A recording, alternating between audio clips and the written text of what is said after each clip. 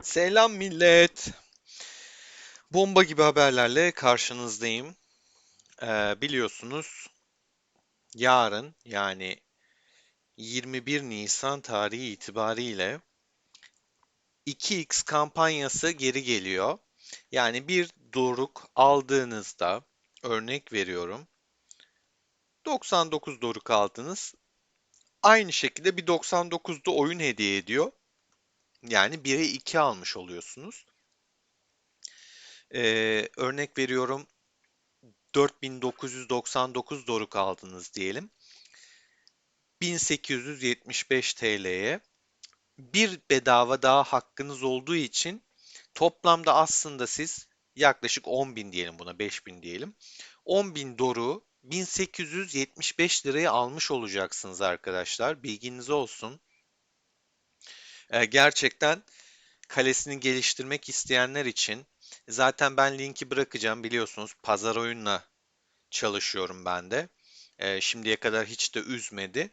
Ama tabii ki burada şuna dikkat etmek gerekiyor. Şimdi kampanya olduğu için abanma olacak. Herkes yüklenecek. Doğal olarak pazar oyundan bağımsız olarak bahsediyorum. Bu da benim ID arkadaşlar. Bana da hediye etmek isteyeniniz olursa ID'm burası. Seçmeyi de biliyorsunuz artık yeni eralar oldu. Lütfen krallığınızı doğru seçin, eranızı diyeyim. Mesela biz era 17'yiz ama bakın aynı zamanda eski formerly Empire 26 idim. 26'yı seçtim. Era 17 olaraktan otomatik çıktı. Hiçbir problem yok bu arada. Yükleme yapıyor. Ben çok denedim. Yüklemeler yaptım arkadaşlar. Ya da işte 27'deki arkadaşlar da Era 17 artık. Buradan bunu seçmeleri gerekiyor gibi düşünebilirsiniz. Ya da örnek veriyorum. İşte 5'teki arkadaşlarımız şu an artık Era 10 bu şekilde seçim yapıp sonra ID'sini yazıp alım yapacaklar. Burada dikkat etmeniz gereken konu şu. Burada güvenli link kısmı var. Güvenli link kategorisine girdiniz. Videoyu izlediniz. Buradan linki tıklıyorsunuz arkadaşlar. Linki açtınız, sipariş verdiniz, sorun yok. Yüklenmezse zaten Global Apex Coin kategorisinden işlem yapabiliyorsunuz. Bilginiz olsun. O da şu oluyor. Global Apex Coin dediğimizde bu arkadaşlar. Bu Global Apex Coin dediğimiz hem oyun içerisinden hem de Midas Buy'dan uyguna geliyor. Beklemek istemiyorsanız direkt buradan alışveriş yapabilirsiniz. Tabii ki hani genel olaraktan baktığında Apex Coin açısından baktığında şöyle 3670 3750 lira yerine örnek veriyorum 4370'e geliyor ama burada bekletmeden tık diye geliyor. Burada şimdi yoğunluktan şunlar gerçekleşebilir. Onu net söyleyeyim. Bazen bana bile olabiliyor. Yani böyle kampanyalarda oyun hesabı geçici süreliğine blokeliyor arkadaşlar. Örnek veriyorum 12 saat, 24 saat hatta bazen nadir de olsa çok şükür benim başıma hiç gelmedi. Mümkünse de gelmesin yani. 48 saat ban atıyor. 48 saat hesabına bakın hiçbir yerden Midas hariç yükleme yapamıyorsunuz. Midas'a çekmek için yapıyorlar bunu da. Midas dışında hiçbir yerden yükleme yapamıyorsun. Öyle bir problemle karşılaşırsan buradan işlemini yapabilirsin. Yani uygun fiyattan ben faydalanmak istiyorum. Abi ben 4000 küsür ödemeyeceğim. Gideceğim daha uygunu alacağım diyorsan 12 saat, 24 saat, 36 saat ya da 48 saat ki çok nadirdir 48 saat hatta yani ben galiba şimdiye kadar 1,5 sene olacak bir kişide falan gördüm. Bu arada pazar oyunla ilgili değil farklı bir siteden almıştı. WhatsApp grubumuzda yazmıştı yani hani ne yapabilirim diye oradan biliyorum. Ama hani beklemek istemiyorsanız da dediğim gibi Apex Coin'den işlem yapabilirsiniz ya da buradan işlem yapabilirsiniz. Buradan yaptığınız işlemlerde şöyle Midas Buy tarafında kuponunuz varsa buradan yaparken onu da kullanabiliyorsunuz. Bu kısımdan bilginiz olsun. Onun dışında burada çekiliş var arkadaşlar. 20 bin liralık ödül, 20 kişiye tam 1000 TL bakiye, yani istediğin oyunda, pazar oyundaki sitedeki istediğin oyunda kullanabileceğin. 10 gün sonra açıklanacak. Şu an 123 kişi katılmış. Çok geç olmadan bence yerlerinizi alın. 1000 lira 1000 liradır. Çıkabilir. 20 kişiye çıkacak yani. Bilginiz olsun. Şimdi yeni güncellemelere geldiğimizde de biliyorsunuz birleşme vesaire gerçekleşti. Bir de oyunumu açayım. Size oyunumuzu göstereyim. Son halleri. Şöyle bir bakayım hemen. Hop geldi. Ne alemdeyiz? Bakalım hemen. Arenada en son bugün hiç saldırmadığım için bugün güncellendi biliyorsunuz. Yani sıralamam yok. Şimdi şanslı çanta var zaten şu an. Ya bana bu arada herkes çok söyledi. Pioneer, ya Utku dediler hani seni test etmeni bekliyoruz şu kahramanları falan. Ama ben Pioneer'ı test etmeye için bu oyunu sileceğim. Pioneer'ı yükleyeceğim. Yapacağım. Yeteri kadar beğenmiyorsunuz. İzlenme almıyorum. Yani emek takdir edilmiyor. O yüzden yapmıyorum. Genelde fırsat bulursam çekimsiz kendim bakmaya çalışıyorum. Ama yine de ara ara videolarımda denemelerimi sizlerle paylaşıyorum. İşte şu daha iyiydi, bu daha iyiydi, bundan memnun kaldım vesaire gibi. Bu videoda onu çok girmeyeceğim. Birkaç tane şey yaptım fakat girmeyeceğim o konulara. Karışıklık olmasın, amacının dışına çıkmasın. Sonra konu çok farklı şeylere gidiyor, karışık oluyor. Bazı izleyicilerimiz de bunu sevmiyor. Hani başlıkla içerik çok farklı olmaması için sadece kampanyalardan ve yeni gelecek olan etkinliklerden bahsedeceğim. Yani yenilikler diyelim genel olarak ismini. 16 Nisan'da zaten başladık arkadaşlar birleşmeyle. Öncelikle buradan bedava free kahramanımızı veriyor. Isabella'yı. Yarın bunu almış olacağız. Ha, benim bir işime yarayacak mı? Yaramayacak. Çünkü hiç Maraşal işte kılıç ya da ok yapmadım. Birçok arkadaşımız yapmadı. Yarın Okçuluk Şampiyonası ve kutlama indirimi İmparatorluk Ödülü Karnavalı'yla canavarlarla yüzleş gelecek arkadaşlar. Bunların ön izlemelerini paylaştı zaten Age of ekibi. Kale teması gelecek.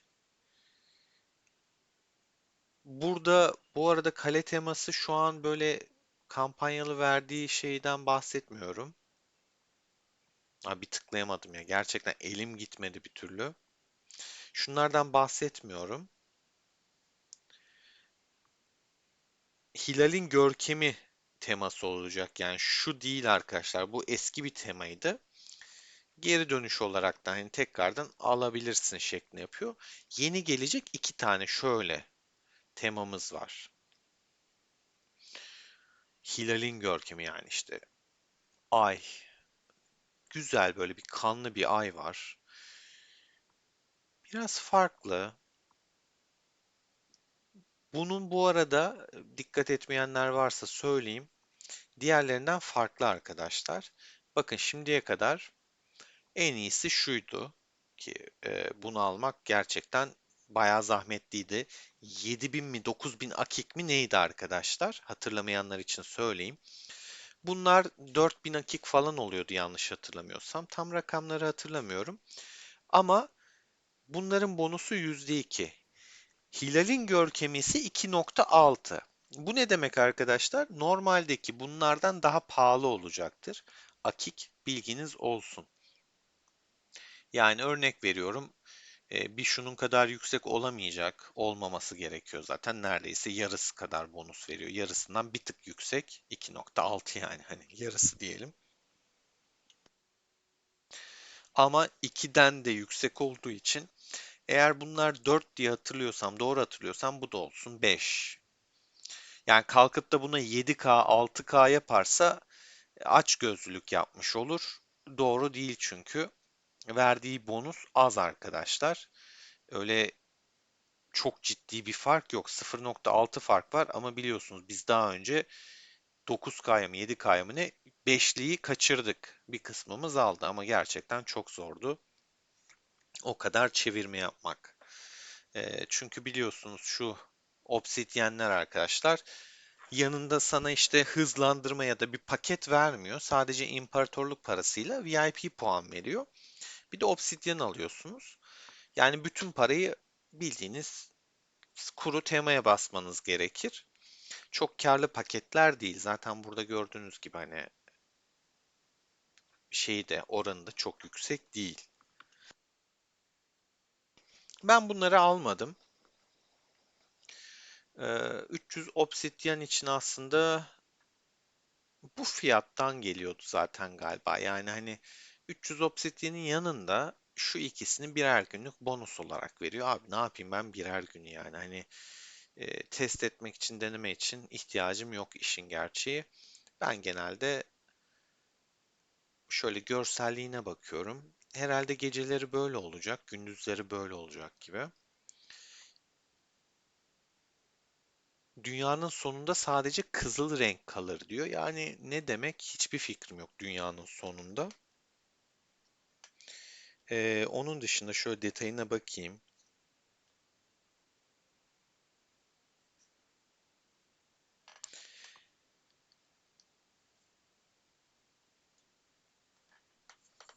Şeye bakıyorum. Catherine'in attığı mesaja bakıyorum.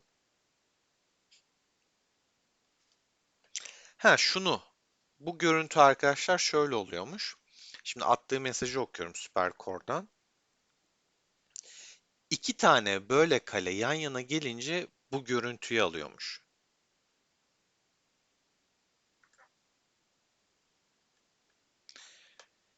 Yani yan yana illaki geliyoruz. O yüzden böyle görseller de göreceğiz.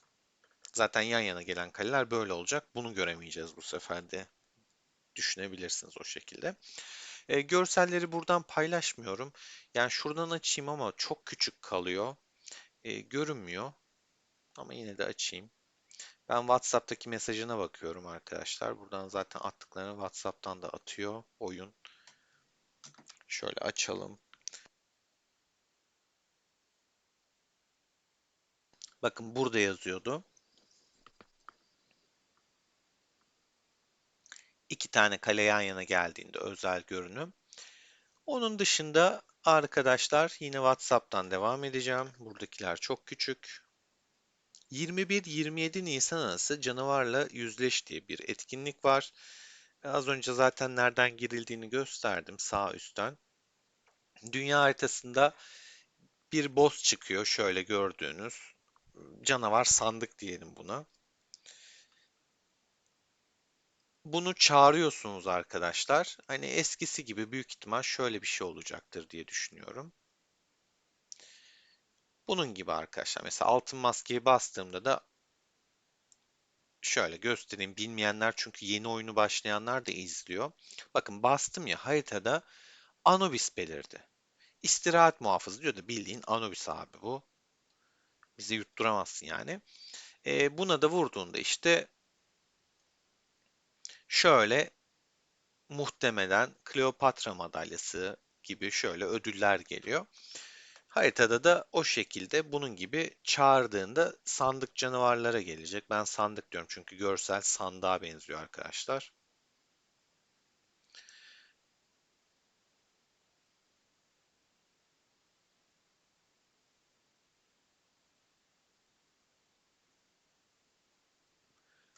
Buna ama saldırmak biraz daha zaman alabilir yani. Daha uzun canı olabilir, birkaç saldırı gerekebilir. Beceri parşömeni veriyor galiba. Şurada çünkü şu alttaki beceri parşömeni arkadaşlar. Keşke hani büyütebilsem size de buradan daha iyi gösterebilsem ama maalesef büyümüyor. Onun dışında yine az önce gösterdiğim gibi seferberlikle saldırıyorsunuz. Bireysel saldırılmıyor arkadaşlar bunlara. O şekilde ödülleri alıyorsun. Daha sonrasında okçuluk şampiyonası var. Basılı tutarak nişan alıyorsunuz arkadaşlar. Zaten işte bilgisayarda oynayanlar mouse'la, telefonda oynayanlar parmağıyla hedefini tutturup basılı tutuyor ekranı sonra bırakıyor. Vurduğunda ortaya işte hızlandırma ve kaynak veriyor arkadaşlar size. Bu arada şuna dikkat edin. Rüzgar olduğu için hızı ve yönü mutlaka hesaba katın. Örnek veriyorum sola doğru bir rüzgar esiyorsa biraz sağ taraftan vurmaya çalışın. O tarzda böyle tuzakları var. Haberiniz olsun. Tabii ki hani topladığımız ödülleri yine harcayacağımız böyle tık tık tık alacağın sandıklarda işte 2000, 4000, 6000 gibi böyle ödüller var. Onun dışında bakıyorum.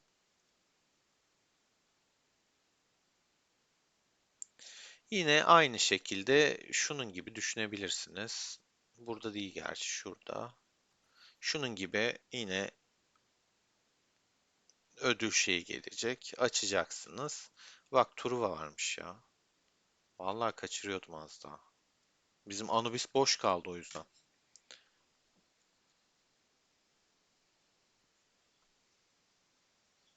Zaten çok uzak ya. Ben gitmedim şu an daha onların yanına. Doğru. Anubis'in boş kalması çok normal. Etrafımda kimse var mı? Var. 3-5 arkadaşımız var. Bak arkadaş mesela almış. Böyle görünüyor arkadaşlar. Bu görüntüde biri daha yanına gelirse kırmızı oluyor. Hatta bakayım bizim kovan da vardır. Bizim kovan şuralara taşındı. Şu an Van İttifakı ile bir yer değiştirdik. Şuralardayız.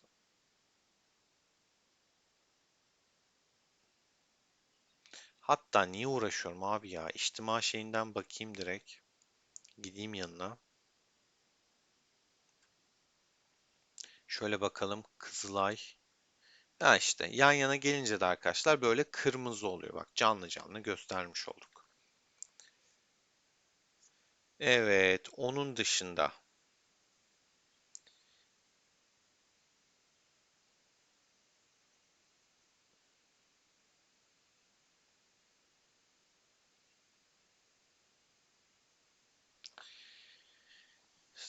bunun şeyi gelecek arkadaşlarla. Arkadaşlarla ne ya kafa gitti. Bunun arkadaşım aksesuar kilidi gelecek. İşte örnek veriyorum 499 doruklu açtığında kafasını falan kazanabileceksin, alabileceksin. Standart bir ödül vermek sistemi var. Onun dışında işte kabile keserek, kaynak toplayarak yine puan kazanıyorsunuz. Onlar sandıktan alıyorsunuz. Takas etme mağazası olacak.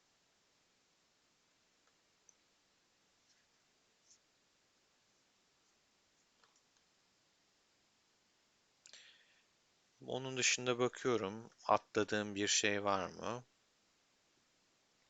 24-25 Nisan arası arkadaşlar. Bilginiz olsun yani cuma cumartesi tarihlerinde normal toplama işlemi işte haritada topladığınız odun, taş, işte yiyecek falan %100 daha fazla kaynak verecek. Ayrıca 4 adet günlük görev sandığı ödülü de %100 arttırılacak. Bilginiz olsun. Ama şunu unutmayın. O tarihlerde işte en kudretli vali olur, çöl olur. Birinizin bir etkinliği varsa o kaynaklar orada sayılmıyor.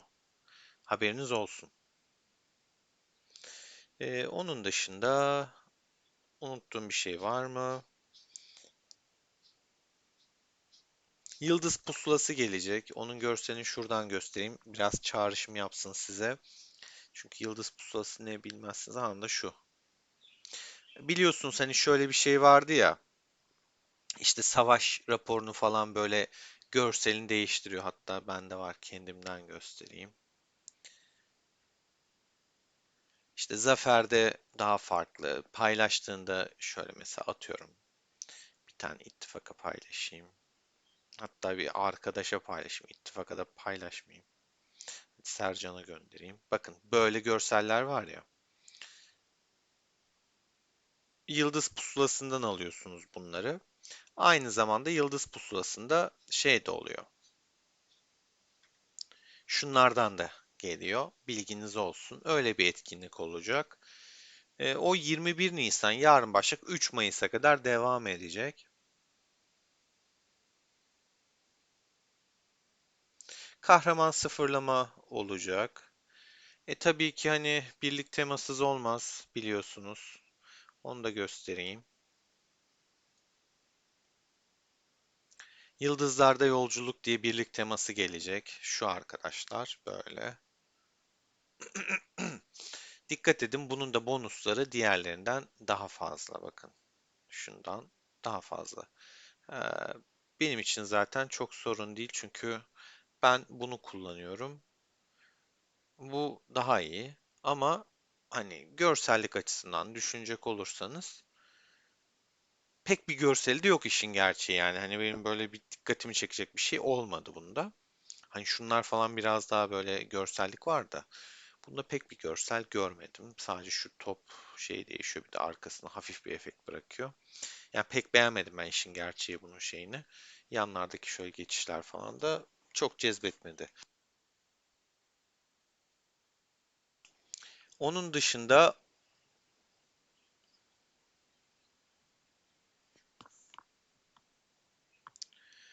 bakıyorum şöyle.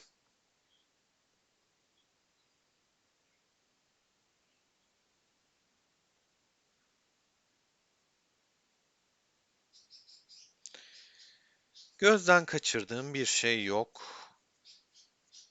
Detaylar bu kadar arkadaşlar. Dediğim gibi ben zaten şimdi açıklamaya linki bırakacağım. Pazar oyundan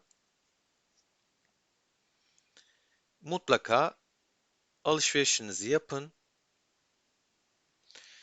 Ama bahsettiğim konuya çok dikkat edin. Hani sonrasında vay efendim gelmedi etmedi olmasın. Ee, Biliyorsunuz ana tedarikçisi oyunun Midas. Diğer bütün siteler bu. Pazar oyun dışındakiler de işte aklınıza gelebilecek bütün siteler şimdiye kadar yaptığımız, aldığımız hepsinin şeyi üçüncü sınıf, üçüncü taraf diye geçiyor. Doğal olarak siz ucuzu seçerseniz yüklemede problemler çıkabilir. Ben de bunun bilinciyle alıyorum. Evet, çıkacak diye bir kaide yok. %70-79 oranda başarı var ve şunu net olarak söyleyebilirim. Pazar oyun bu konuda en iyi sitelerden biri. Ya hatta en iyisi diyebilirim. Çünkü başarı oranı çok yüksek yükleme konusunda. Ama takdir edersiniz ki binlerce kişi aynı anda yükleniyor. Doğal olarak mutlaka bazı problemler olabilir. Şans biraz da oyun seçiyor sonuçta. Hani bunu site ya da kişi seçmiyor. Oyun seçiyor arkadaşlar. Oyun hesabınıza şu ID'nize banı çakıyor. Midas dışında A firması, B firması, C firması hiçbir yerden almana izin vermiyor. Orada sadece size nacizane tavsiyem şunu öneririm. Alamıyorsanız, yüklenmiyorsa, size geliyorsa bildirim işte yükleyemedik, bakiye olarak atıyorsa buraya, panik yapmayın. Arka arkaya da denemeyin çünkü her denemeniz o sizin sürenizi 12 saatinizi ya da 24 saat ya da 36 saate uzatır. Oyun çünkü bana atıyor. Siteyle bir ilgisi yok. Sen bunu arka arkaya denediğinde de süreni uzatıyorsun. Daha çok göze batıyorsun. Örnek veriyorum. Saat akşam 10'da alım işlemi denediniz. Saat 10.30'da mesaj geldi. Başarısız oldu dedi. Ertesi sabah 10.30'a kadar denemeyin. Hatta garanti olsun diye bence akşam 10.30'da alın. Hatta 11'de alın. Ama hani acelem var, acil, iyi bir paket geldi, mükemmel bir paket geldi. Süresi de işte 12 saatte bitiyor falan derseniz sabah 10.30'dan önce yine denemeyin. Yani bir alım sorunu yaşadığınız takdirde mutlaka en az 12 saat müsaade edin arkadaşlar. Bunu tekrarlı denemeniz inanın size zararı var. Kendimden de biliyorum. Yaşadım. Daha önce yaşadım. Hatta Viora ile yaşamıştım. Abi bayağı bildiğim paket bitmişti yani. Hani etkinlik bitti ben yükleyememiştim falan. Bayağı sorun yaşamıştım. Kötüydü. Pazar oyun bu konuda iyi bayağı. Net olarak söyleyeyim size. Ben biliyorsunuz hani yayıncı olarak da birçok firmada denedim. Alıyorum, alım yapıyorum. Pazar oyun gerçekten iyi. Aşağıya açıklamaya bırakıyorum. Kayıt olmadıysanız kayıt olun. Daha sonrasında zaten ana sayfa bu arkadaşlar. Age of'umu seçtim. ID'mi yapıştırdım. Krallığınız neyse şu tarafa baz alın. Zaten sola baktığınızda sonra şu anki eranızı göreceksiniz. Bunu seçiyorum ben. Çünkü ben 26'yım arkadaşlar. Doğal olarak onu seçmem gerekiyor. Kimi arkadaşın kafası şurada karışıyor. Onu da göstereyim. Gelmiştir ekranım. Arkadaşlar orijinal sunucu yazıyor. Bakın. Gidip de 88'i seçmeyin. Evet, benim ilk sunucum 88'di. Eski izleyicilerim de bilir. Savaşlarla geldik buralara. Mutlaka en sonkini seçin. Yani sitede gidip de oradaki şeyini arama arkadaşım. Sakın. O hataya düşmeyin. Ben de şunu şey yapayım ya. Bırak abi şu toplamayı. Turvaya gideyim. Çekimi yapıyoruz diye patlayacağız. Haritadaki durumu da göstereyim arkadaşlar. Biz bu tarafa geçtik. Buradan ilerliyoruz. Doğu Kral şehrini aldık. Van ekibi Batı Kral şehrinde arkadaşlar. Şurada ufak bir kale sıfırlama olmuş. Van ekibi burada ilerledi. Burada ne olmuş? Burada da ufak bir sürtüşme olmuş. BRC hangi krallıkta eski şeyini bilmiyorum. PHX şeyde 27 arkadaşlar. Burada da bir kale sıfırlanmış. Tabi boş kaleler ve boş bulunduklarını giriliyor. Burada armada da girmiş. Burada bir sürtüşme olmuş bu arada. Ne yazmış? Yani göndermeler falan var büyük ihtimal burada bir atışma. Ben inanın sohbeti falan da takip etmiyorum haritayı da. Bu göç konusunda kafam karışık. Hepinizin yorumunu da okudum, yazdım. Yorum yazmayan varsa düşüncesini lütfen paylaşsın. Çünkü Mayıs'ta göç geliyor arkadaşlar. Zaten çok önceden söylemiştim size. Göç kesin gelecek demiştim çok bekletmeden. Mayıs'ta geliyor. O yüzden yani strateji oluşturmak, planı oluşturmak çok kıymetli. Ne diyordum? Haritadaki durumu da gösterdim. Kendim turnuvaya katılacaktım. Yoksa ödülümüzü alamayacağız. Bir imparatorluk parası alalım. Pasu 8K'lık şey geldi. Harca harca imparatorluk param kalmadı ya. Şuraya geleyim.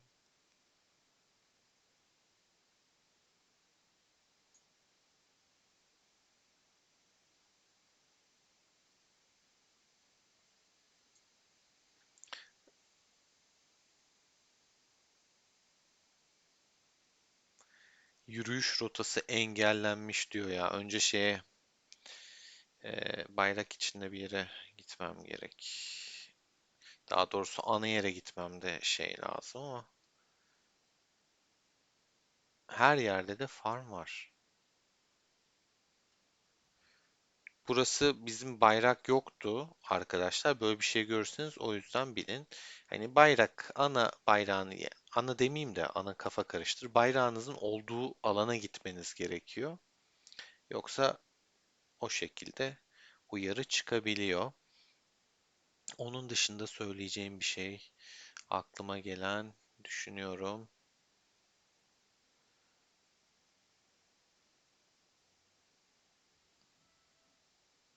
Temayı gösterdim.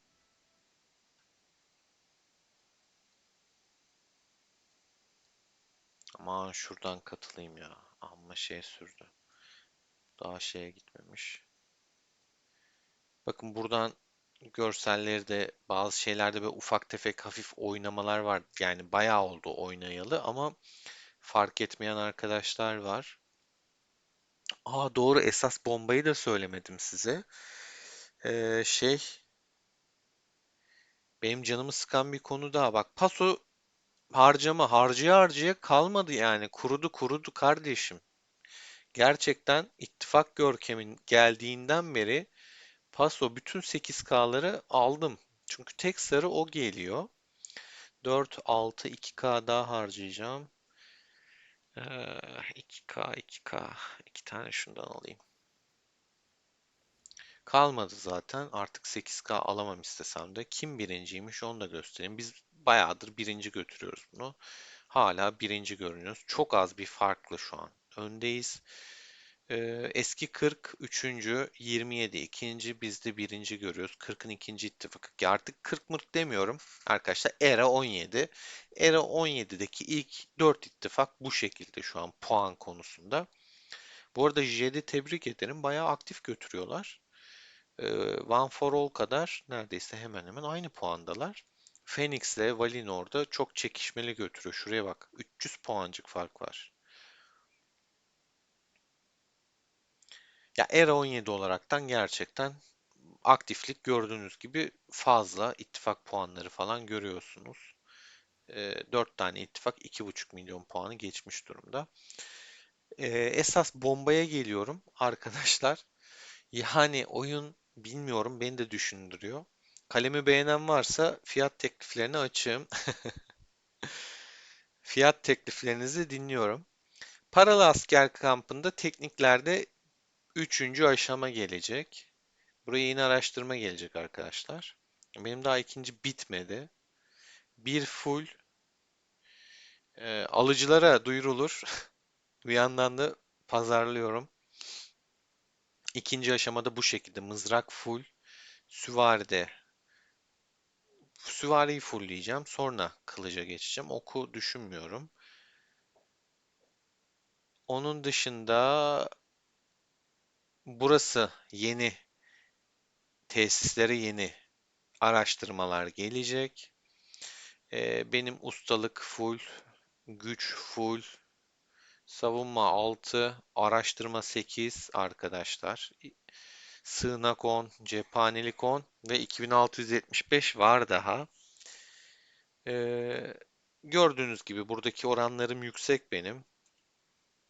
Kaç şeydeymişim? Neredeyse 30'a kapak atacağım. Kalemin gücü oradan geliyor arkadaşlar. Hani T8 açık değil ama neden 150, 160 milyon gücü yakınım? Buralarım falan gelişmiş durumda. Daha da ilerletebilirim orayı. Onun dışında binek kısmı arkadaşlar.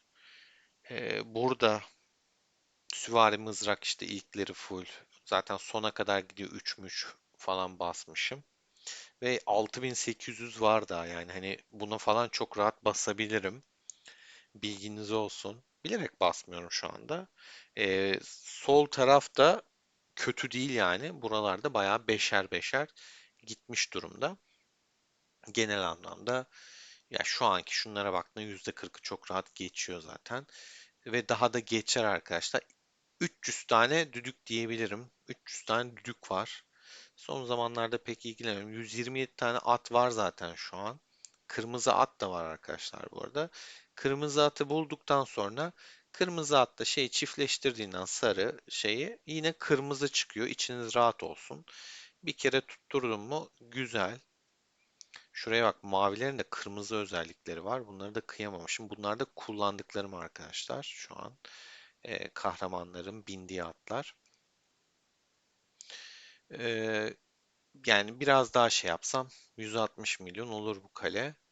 Araştırma da arkadaşlar benim şu an T8'e okçular 4 basıyorum. Şu an 4 oluyor ki bitirebilirim istersem. Kılıçların 2 tane, 3 tane şeyi kaldı. Okçular 5 var. 3-3 bunlar var. Sonra hangi T8'i açacaksam onu. Ben tabii mızrak açacağım için mızrak gideceğim. Şunları üçledikten sonra buna verebileceğim. Biraz zamanı var ama bu zaman dediğimde bu etkinlikte yapabileceğim bir şey işin gerçeği. Bu etkinlikte istersem T8'imi açarım diye düşünüyorum. Şanslı çantadan gelen kuponlarla yapacağım harcamaya bağlı. Dediğim gibi hani kaleyi beğenen varsa fiyat tekliflerinde duymak isterim. Hani ne kadar ediyor sizce benim kalem? Ee, Piyasası ne düşünüyorsunuz? Ne kadar verirdiniz? Düşüncelerinizi merak ediyorum.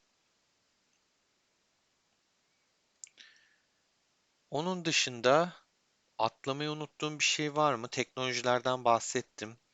Yeni araştırmalar gelecek ve gerçekten yoruyor bu oyun yani hani yatırım yapmayan kişiyi özellikle çok çok yıpratacak bir düzeye geldi.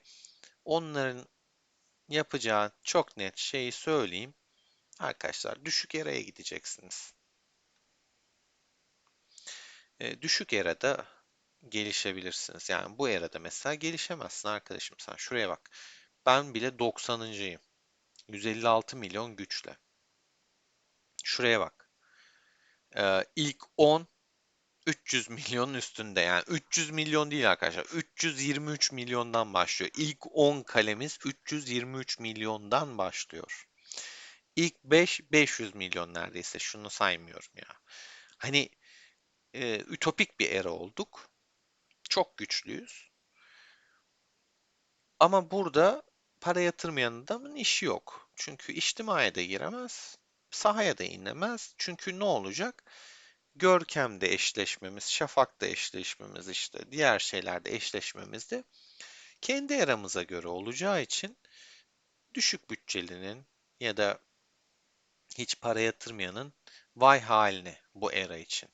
Ben orta düzey yatırımcı, ben bile hani bu eradan çıksam mı diye düşünüyorum. Burası beni bile aşıyor gibi şu an. Bir daha göstereceğim sıralamayı size. Şunları bir göndereyim.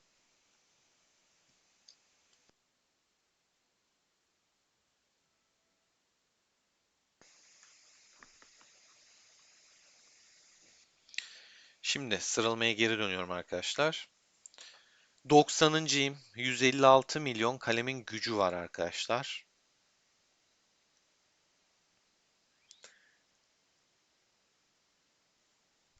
Ve burada öyle bir şey ki şöyle söyleyeyim size. 120 milyon kale bile 120 milyonda bile T8 var arkadaşlar. Sitesi mızrağını koymuş kılıçların içine 70 milyon gücü varmış. Tabii bunu kılıç olarak koymuş ama buradaki olay şey olarak aldatmasın. Kılıcın teknolojisi şeyi falan da geliştiği için yine teknoloji puanı falan gayet alıyor. Sadece doğru bonusları şey yapmıyor.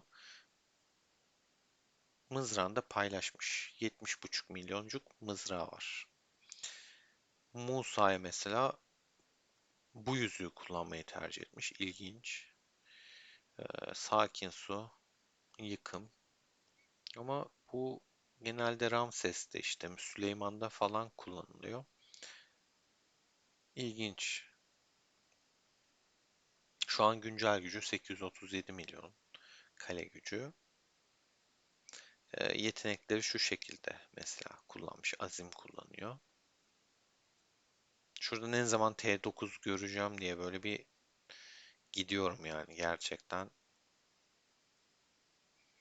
Froyke Angry paylaştıkları God King'in 60'ar milyonda.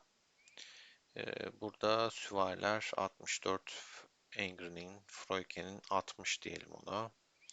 Bu da 58 milyon Freuchen'in okçusu. Tabii bunlar bazen güncel olmayabiliyor arkadaşlar. İçini güncellemeyebiliyor, değiştiriyor kompunu. Ama burayı güncellemeyi unutuyorlar.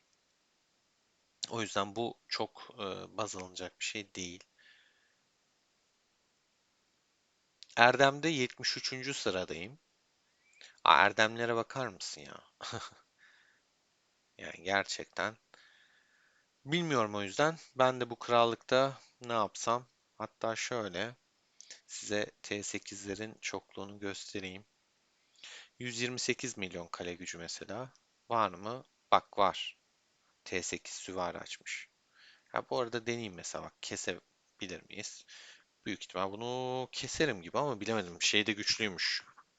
Kiros da güçlü. 173.500 adam var. Yani benimkinden fazlaydı içi. Ama benimki daha sağlam çıktı. İndirdi ama bakalım.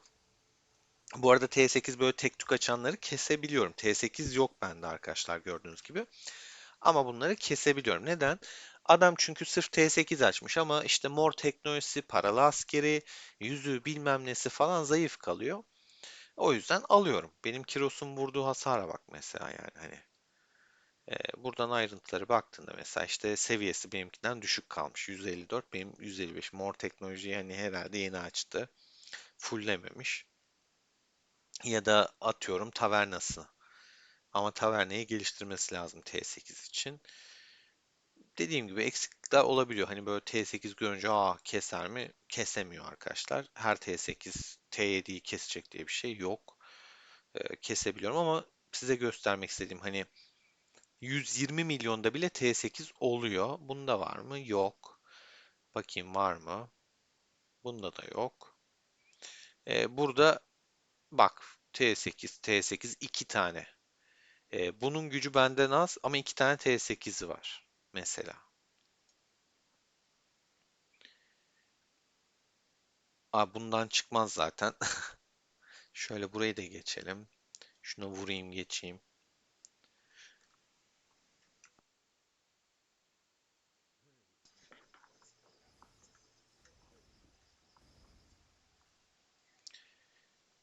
T8 sayısı da çok fazla. Bir era burası. Sercan da yok zaten biliyorum. Tetenekli bak T8 açmış mesela. Ama biraz zayıf görünüyor şeyleri, kompları. Birazdan vurabilirim buna. Bakalım Sercan'da yok diye biliyorum zaten. T8 bence vardır bunda. Bak önde T8 var, arkaya morları koymuş. T8 açmış ve bayağı da güçlü. Asker sayısı falan belli yani. 137 milyon kale bakalım. T8 yok. 114 T8 yok. O zaman dönelim şu T8'liye. Bunu bir deneyelim. Bir tane T8 var. Hem de benim kompun counter'ı, kılıç. Bende iki tane mızrak var. Ve T7 arkadaşlar. Bakalım Ramses'in T8 de güçlü ama ben bunun 3 adamını da yedim. Benim 4'ü de yaşıyor. Alabilir mi beni? Alamaz yani imkansız gibi bir şey. Dediğim gibi hani T8 açmış ama başka hiçbir şey yapmamış. Ama yine de T8'i bir tane kompu var mı? Var. 132 milyon güçte mi? Güçte. Şöyle baktığında bak mesela 1, 2, T8 var. İkişer tane aynı şeyi koyduğu için iki tane T8 var. 148 benden güçlü. Astes de geldi. Ne yapmış? Arthur, Hannibal, Lubu, Kiros koymuş. Vurmayacağım. Komplarını zaten 50 kere gösterdim size. Onun dışında Spear geldi. Bakalım o ne koymuş. Arthur, Lubu. Burada Süleyman bak. Süleyman kullanmış. Bu Süleyman kullanmamıştı değil mi? Aynen. Okçu kullanmamış. 138 milyon kale. Bak T8. 2, 3 tane, 4 tane T8 açmış. Abi 138 milyon. Bütün varını yoğunu buraya vermiş. Ve güçlü de T8'i. Buna vursam 138 güçte beni keser büyük ihtimal bu. Deneyelim. Bak full T8 bu. Ben full T7'yim. Asker sayıları falan da benden daha fazla. Hadi bakalım. Keser beni büyük ihtimal. Yani kesmesi lazım. Kağıt üstünde. Bakalım deneyelim. Benim Lubu'yu eritti. Napolyon'u T8 aldı. Yani güçlüydü bu zaten. Kesebildik mi? Valla yine de bir kompunu yedim. Diğer işte şeyi falan da az kaldı. Miyamoto ile diğeri de iyiydi. Kötü yemedik. Yani böyle bir wow farklı olmadı. Hoşuma gitti. Benim yine Cyrus pis bir hasar çıkartmış. Lubu kadar hasar çıkartmış karşıdaki. Lubu bir cacık çıkartamadı. Ki Napolyon'un counter'ının karşısına koyduğum halde Miyamoto'sunu falan bayağı bir götürdüm aslında. Sevdim yani.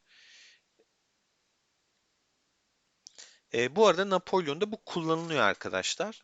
Öylesine koymamış. Zouk'la güzel oluyor. İş yapıyor mu? Yapıyor. Tavsiye eder miyim? Eğer gidip de siz Maraşel okçu yaptıysanız kullanın arkadaşlar. Yani yapacak bir şey yok. Maraşel gittiyseniz Zouk'u kullanabilirsiniz. Zouk çok iyi bir destek. Onu net olarak söyleyeyim. Her yerde adam iş yapıyor. Skip de öyle. Kılıç kompunda da Skip'i kullanabiliyorsun o yüzden. Adam da boş değildi zaten göstermişti. Yine bence iyi hasar çıktım. İyi adam yediğimi düşünüyorum ben.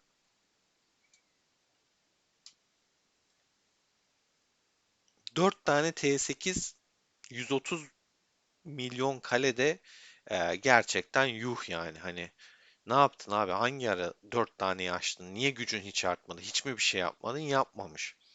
Bir tane 2 T8 var ikili olarak kullanmış mesela.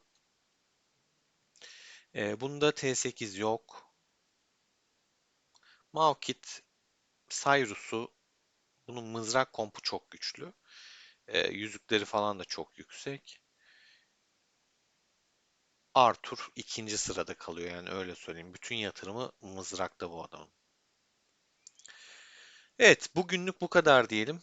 Linki bırakıyorum. Kanala abone değilseniz abone olun. Pazar oyundan kaydınız yoksa kaydolun. Kaydınız varsa da hatta şöyle açayım. Onu da göstereyim size arkadaşlar.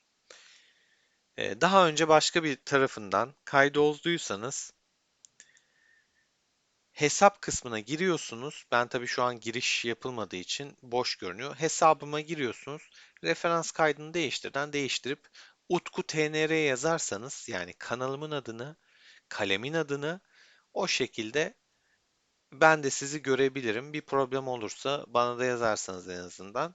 Referanslarımı çünkü bir kısmını böyle yıldız yıldız da olsa referansım olduğu için en azından bir kısmını böyle tam tabii görünmüyor işte Utku değil de UT gibi düşünün. O şekilde en azından kapalı bir şekilde görebiliyorum. Öyle bir durum olduğunda ben de siteye hani böyle böyle bir durum yaşanmış diye sizin arkanızı kollayabiliyorum. Bilginiz olsun. Aşağıya linki bırakıyorum. Kaydolmayı unutmayın. Alışverişinizi 21 Nisan itibariyle yapıyorsunuz. 1'e 2'yi kapıyorsunuz. Aynı şey arkadaşlar çok sorusu geliyor. İmparatorluk parası için de geçerli. İmparatorluk parası için de aldığınızda 1'e 2 veriyor. Bilginiz olsun. Kendinize çok iyi bakın. Hoşça kalın.